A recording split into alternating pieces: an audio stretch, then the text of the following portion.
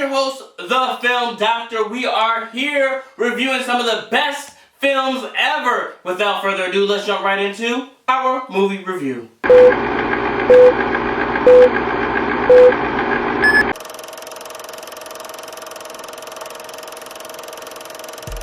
Welcome back, my filmatic miscreants. Miscreants? African American. That's what I'm gonna call you guys. You are now officially, from this point on, my filmatic or the filmatic miscreants. Just like Hulk Hogan had his Hulkamaniacs, you guys are the filmatic miscreants. I am so happy to do this movie. This is a big blockbuster. It is one of the biggest Marvel movies for this year, to start off this year, kicking off the Kang Dynasty.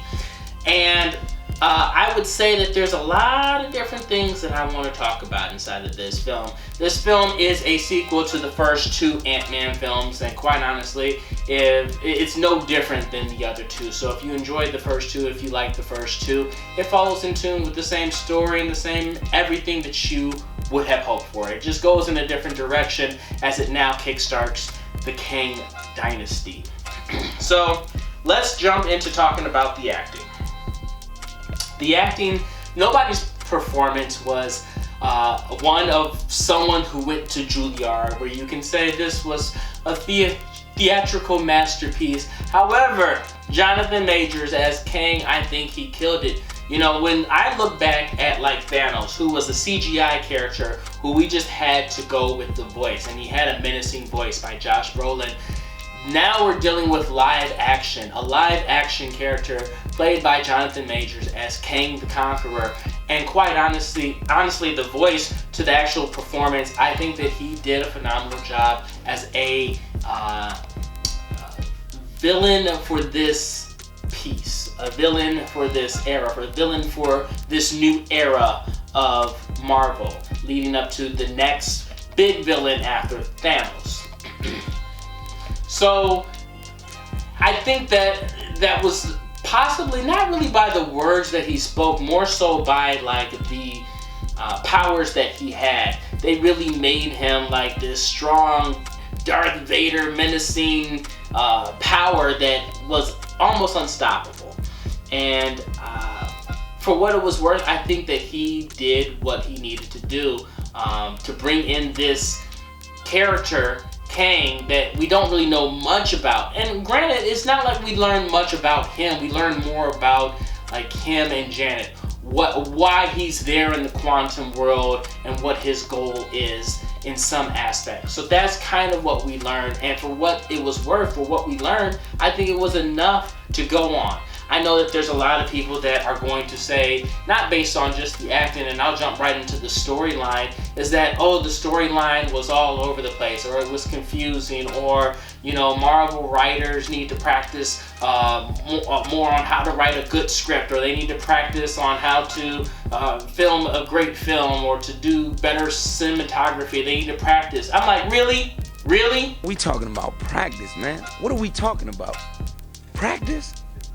We talking about practice, we talking about practice? Is that what we talking about? Because quite honestly, this film was, I think, well done. It is a piece of a puzzle to a bigger piece.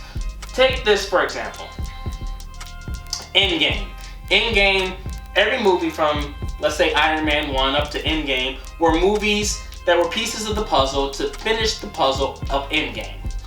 And we're not even done, because we're 10-15 years in. We got another 10-15 years to go of Marvel movies to complete this bigger picture that Marvel wants to present. So we're just in another segment, pieces of the puzzle leading up to Kang the Conqueror, and hopefully another big piece of the puzzle leading up to Galactus. We'll see how that era goes. But I think that for this piece of the puzzle, you cannot judge it as anything more. First, there's three ways you have to judge it. Let me rephrase it, because you have three ways to judge it. Judge it as a film. Was it a film that you enjoyed? Regardless on storyline, did they explain this, that? It's the quantum world. Hell, Hank, Antman, Hope, and Janet don't understand all of the quantum world. They can't make everybody write enough inside of a script to make the writing so beautiful that you understand everything about the quantum world, when the people who understand the quantum world the most don't even understand the quantum world. So And you have this story, this connection between Cassie and her father. It is what it is. It was continuing from the last one. Now she's a little bit grown up and she's moving towards the young Avengers. How does she get trained by the best Avenger that she knows, her dad, Antman? So it's so many different things going on, as they also have to talk about Janet and what she's hiding and what she knows and what happened while she was in the quantum world. There's a lot of different segments. So to me, the writing is not great, but it was good enough. It was telling the story inside of this piece of the puzzle that's needed as we're leading up to Kang. The way I see it is that, like I said, you can't tell every bit and nook and cranny and piece of the story that everybody wants to know. I mean, that's impossible. I'm looking at it like, how, Sway? Take a few steps back to go. You ain't got the answers, man. You ain't got the answers. How, Sway? How is we supposed to do that? You cannot tell every single piece. You have to just look at it as an individual film. Did it entertain you? Then after that, look at it as a third film inside of this series of Ant-Man films. Because we can do that with Thor. Thor 1, good. Thor 2, terrible. Thor 3, Ragnarok, great. Thor 4, good. So we can judge each film inside of a Thor series. We can't take Thor 4 and just judge it for everything. We can, that is a piece of the puzzle, but that's not the only one that you have to look at. You can't look at it as just entity. There's 3 different ways. So the Solo, the sequel inside of this Ant-Man series, and then this piece of the puzzle inside of the entire film Marvel Cinematic Universe that we have so far leading up to it. And maybe you can't even judge it until you get every piece of the puzzle. Okay, until you get every piece of the pie. And that may be what is needed. CGI, I love the vibrant colors. You know, looking back at like Matilda, which I really never want to have to say Matilda the musical ever again, nor bring it up. But the vibrant colors inside of Matilda was something that I enjoyed. It's the same here in terms of the quantum world, the vibrant colors that they had, the vibrant neon colors that everything kind of illuminated to be just a different world. It was almost like Avatar, where Avatar was like this one section of Pandora and things are going on, and then you have Way of the Water where you find out that there's a lot of stuff going on over here. And Quantumania, the quantum world, is definitely that same kind of gist where we see what's going on here, but there's probably so many different things going on in the quantum world that we don't even know about. So we are barely scratching the surface in that consensus. But I think that people will go in there, and Kang the Conqueror is the biggest thing going. You'll see him when he's up there and he's fighting and he's menacing and being villainous. You're gonna look at him and say, damn. Like, honestly, because he did a really, really good job. The music wasn't something that stood out to me or stands out to me as being something great that added to it. It was your typical Marvel music. I mean, it's different if we're talking about Guardians of the Galaxy, because they look for a specific 80s soundtrack or a specific era soundtrack that fits in tune with the music or the movies in general. This was just your standard music that was made for a Marvel film. All in all, looking at all the packages, I would say the CGI for MODOK is the only thing that was standoffish to me when he's not inside of his machine. And I'm trying not to give away a lot, but MODOK is definitely a fun character inside of this film.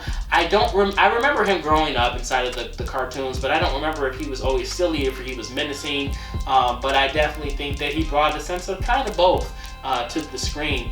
Who it turned out to be, you can judge for yourself. Did you enjoy that? Did you not enjoy that? But that's not going to be something that makes me hate a film. My job as a film doctor, as a film major, is to bring to you all the goods and the bads of the film, and then let you be the decider of, after watching this film or this show, Film Addict, or this episode, Film Addict, is it something that you would enjoy? Or maybe you went and saw it and you want to listen and see what my opinions are so that you can see if they match your opinions.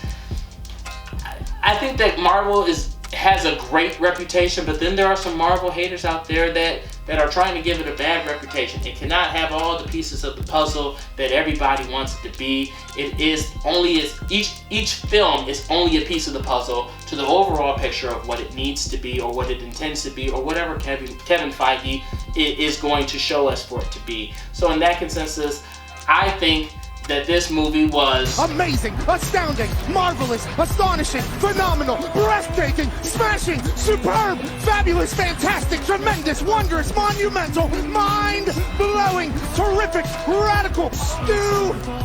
That's probably a far stretch. It is probably a far stretch to say stupendous, but I honestly think that for it as an individual film, for it to be that piece of the puzzle inside of the Antman, the 3 Antman films, for it to be a piece of the puzzle in the Marvel Cinematic Universe, it was something that I enjoyed. It jumped right into it. We didn't have to wait 30, 45 minutes in to understand what's going on. I mean, 5, 10 minutes in, they's already in the quantum world. We figuring out what's going on. Yeah, we're lost. We're not going to understand everything right off the top of the list, but we understood it as it went. It made sense. It was, you know who I did see and I just started thinking about? Is like, and I guess it wasn't necessary because they jumped into it so quick, was Michael Pena's character with T.I. in them. Like, they were in the first 2, you didn't even see them, but I guess there was so much more of the story to tell with Kang the Conqueror and getting into the quantum world and everything. So, for what it was worth, I loved it. Yeah, there's comparisons of the monsters or the aliens or whatever to be, some with holes, some without holes. You know what? I feel like I'm giving away too much, but you're gonna understand what I'm saying and what I'm talking about when you guys see this film. So I'm not going to spoil it for you guys. You'll have to be your own judge of the character of this film. And looking at the end credit scenes, I already can tell that there's a lot more to come. But was this version of Kang the Conqueror the best version, the most menacing version? For right now, for what I know about this version, yeah, he's that guy. Is there more that we will see of him? I don't know. I don't want to spoil anything. You'll have to see this film without a doubt. Thank you for tuning in. Please don't forget to like, comment, and subscribe. Hit that bell. Do all that jazz. Send them some smoke signals. Tie a little pigeon. Tie a little pigeon. That is fucked up. That's how you fuck up. But I'm going to keep doing it. Can we run that back? We can't run that back? No one?